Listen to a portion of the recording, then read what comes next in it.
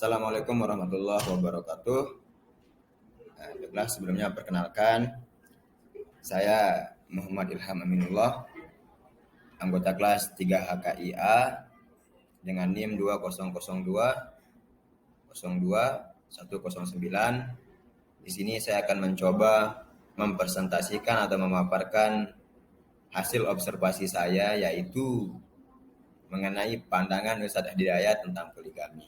Jadi saya akan mencoba membahas bagaimana pendapat, bagaimana perspektif, bagaimana Ustadz Hidayat menanggapi poligami ini. Ada 4 hal yang akan coba saya bahas di sini. Yang pertama tentunya definisi poligami, supaya kita sebelum memaparkan bagaimana pandangan Ustadz Hidayat, kita paparkan dulu bagaimana definisi poligami, itu apa itu poligami, kemudian dasar hukum poligami tersebut, sejarah poligami, dan yang terakhir baru kita akan membahas pandangan Ustadz Hidayat tentang poligami. Kita akan mencoba kupas satu persatu. Baiklah, yang pertama yaitu definisi poligami. Secara etimologi berasal dari bahasa Yunani yaitu palus yang berarti banyak atau gamos yang berarti perkawinan. Gamos perkawinan, palus banyak. Bila pengertian kata ini digabungkan, maka poligami akan berarti suatu perkawinan yang banyak atau lebih dari seorang. Pengertian poligami menurut bahasa Indonesia adalah sistem perkawinan yang salah satu pihak memiliki atau mengawini beberapa lawan jenisnya dalam waktu yang bersama. Dan kemudian di sini lebih menjerumus kepada bahwa poligami itu seorang laki-laki memiliki lebih dari satu istri. Ini kemudian yang boleh atau diperbolehkan dalam Islam.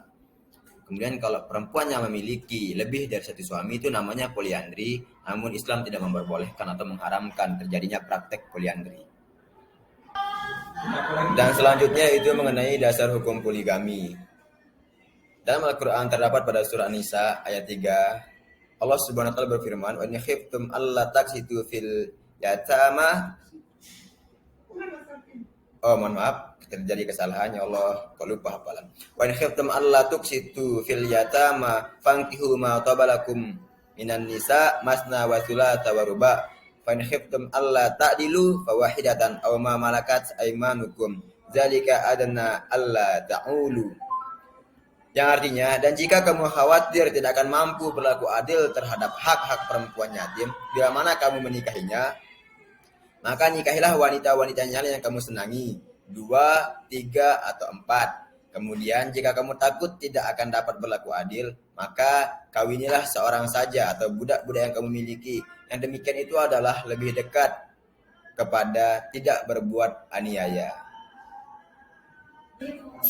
Dari ayat tadi, kita mengetahui bahwa Islam membolehkan poligami dengan jumlah wanita yang terbatas dan tidak mengharuskan umatnya melaksanakan monogami mutlak. Dengan pengertian, seorang laki-laki hanya boleh beristri seorang wanita dalam keadaan dan situasi apapun dan tidak pandang bulu apakah laki-laki itu kaya atau miskin, hifosek atau hipersek, adil atau tidak adil secara lahiriah. Pada dasarnya, laki-laki harus memiliki seorang istri dan perempuan harus memiliki seorang suami. Namun pada keadaan tertentu, Islam membolehkan terjadinya poligami atau di mana yaitu laki-laki boleh beristri lebih dari satu orang. Namun tentunya berdasarkan ayat yang saya bacakan tadi di atas, bahwa untuk berpoligami ada syarat yang kemudian harus dilaksanakan sebelum melakukannya. Dan tentunya syarat itu bukan mudah. Bagaimana seorang suami yang ingin melakukan poligami tadi harus bisa berlaku adil kepada istrinya secara material dan immaterial, secara lahiriah atau batiniah. Dan ini tentunya sangat sulit dilakukan. Namun ketika tetap ingin melakukan poligami maka harus tetap dijalankan. Dengan bahasa lain, maka yang dianut oleh Islam adalah monogami terbuka, yaitu di mana seorang laki-laki boleh berpoligami dengan syarat-syarat tertentu seperti yang saya jelaskan tadi. Oke, selanjutnya sejarah poligami. Sebelum Islam, kata poligami telah dikenal oleh bangsa Romawi, Yunani, dan Yahudi. Istilah ini merupakan sebagian daripada tradisi yang ada pada masyarakat Romawi, Yunani, Yahudi yang dilakukan secara tidak teratur dan tanpa batas. Dalam nilai budaya mereka, praktek poligami menjadi kebanggaan dan ukuran yang menentukan ketinggian derajat dan kehormatan seseorang. Bangsa-bangsa yang hidup di zaman purba seperti Yunani, Cina, India, Babilonia, Assyria, Mesir telah terjadi praktek poligami. Pada saat itu, praktik poligami tidak terbatas jumlah istrinya sehingga mencapai ratusan istri dalam satu waktu tanpa adanya cerai dan kematian. Dan kemudian ini banyak yang salah kaprah. Banyak mengatakan poligami ini datang atau hadir ketika Islam datang atau ketika Islam hadir. Ini salah besar. Sebenarnya adalah Islam yang kemudian mengatur supaya bagaimana lelaki tidak bisa seenak-enaknya. Tidak bisa melakukan sesuatu yang kemudian hanya untuk memenuhi hawa nafsunya. Karena kita ketahui sejarahnya pada zaman dahulu seperti yang saya katakan tadi, bahwa orang-orang dahulu Yunani, Yahudi, Romawi, Babilonia itu memiliki istri bahkan sampai ratusan. Kita lihat, dan harus kita pahami bahwa ayat yang kemudian membolehkan poligami ini bukan pada dasarnya untuk dilakukan, tapi ini adalah sebagai batasan atau untuk mengurangi poligami yang telah terjadi. Jadi poligami ini adalah tradisi lampau yang kemudian diatur oleh Islam. Ya, bukan kemudian Islam yang menghadirkan poligami. Ya, itu sejarah poligami.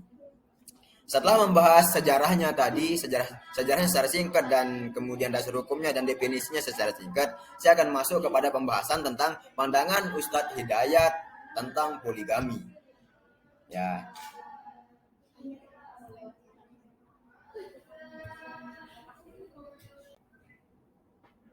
Ustadz Adi Hidayat merupakan satu di antara para ustadz yang berpengaruh di Indonesia. Pengajian Ustadz Hidayat selalu dipenuhi jamaah.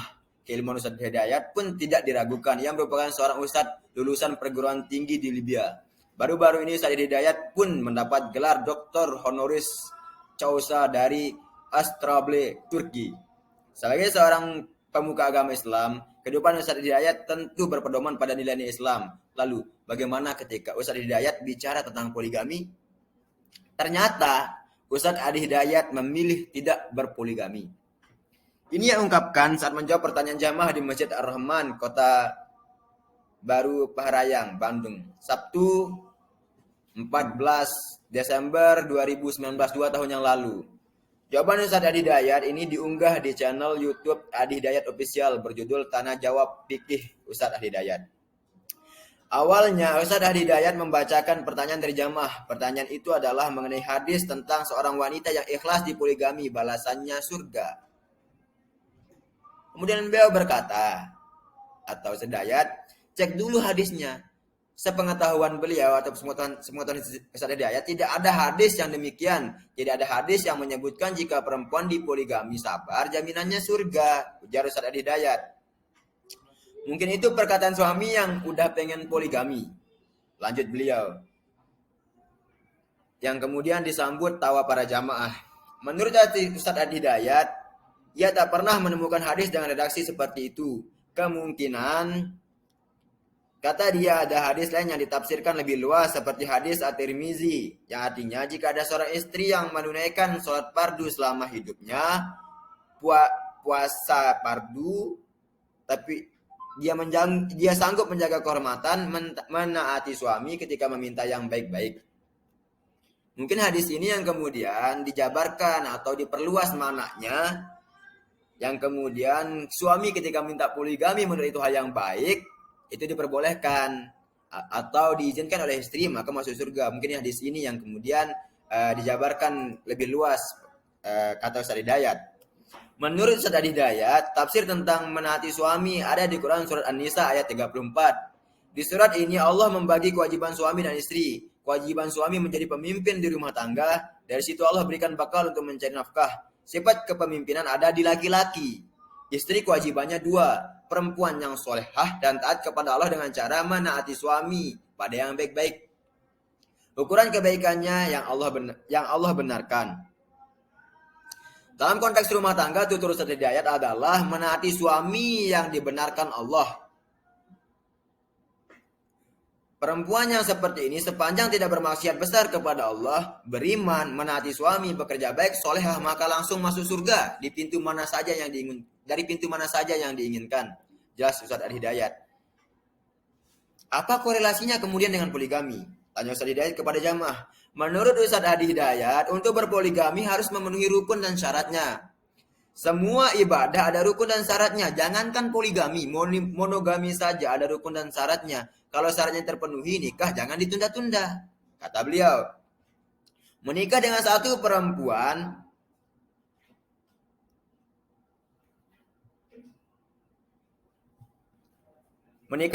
perempuan pun berpotensi menyakiti. Haram hukumnya sampai Anda berubah jadi baik baru boleh menikah, terang Ustaz Hidayat. Itu pun kata beliau, orang baik yang ingin menikah diingatkan Allah dalam surat An-Nisa ayat 19. Untuk monogami pun ada persyaratan, apalagi poligami, kata Ustaz Hidayat. Poligami ada persyaratan ketentuan tidak sama dengan monogami. Ada keadilan, bukan keadilan biasa. Adil dalam memberikan perhatian juga perlu. Seperti tadi, adil material dan immaterial. Adil lahir dan batin, ucap Ustaz Hidayat.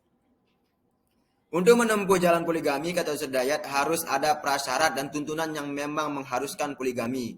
Misal, ada penyakit tertentu, belum ada keturunan, tuntunan sosial, ada pekerjaan berat, merawat banyak anak yatim, kalau sendirian tidak terawat, takutnya makanya perlu poligami. Jelas Ustaz Hidayat.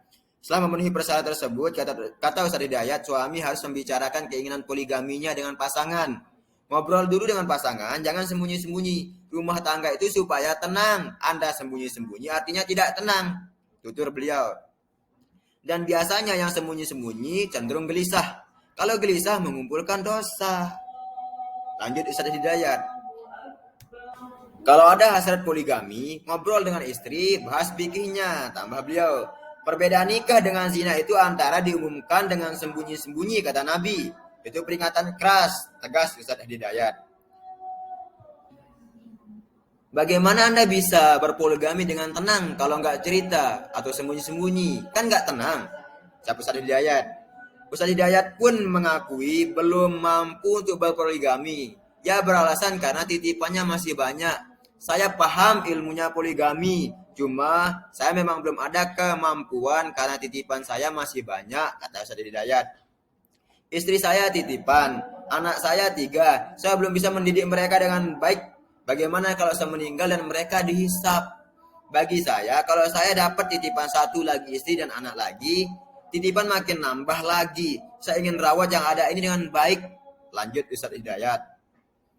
Ustaz Hidayat pun mengaku bahwa selama ini istrinya tidak mempermasalahkan jika dirinya ingin menempuh kehidupan poligami. Namun Ustaz Hidayat tidak mau mengambil jalan poligami karena masih banyak titipan yang harus ia rawat. Alhamdulillah istri saya baik, nggak ada masalah, silahkan kalau mau. Tapi kan saya juga berpikir, saya akan dihisap di hari kiamat. Teman-teman yang lain sudah sanggup, alhamdulillah. Kita doakan mereka, tapi jangan menempuh itu dengan cara tidak tepat, sehingga melahirkan retak bagi rumah tangga, kesannya.